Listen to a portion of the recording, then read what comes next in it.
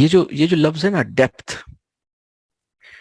یہ اس وقت کے تعلیمی نظام میں بہت ہی غیر ضروری اور غیر اہم ہوتا جا رہا ہے. اور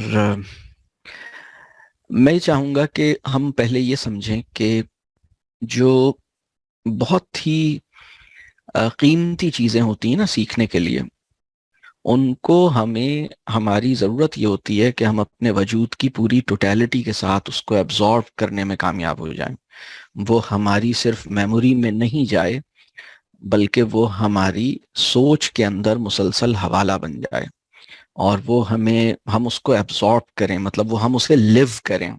ہم اسے میمورائز کرنا تو چھوٹی بات ہے نا، ہم اسے لیو کریں اس بات کو.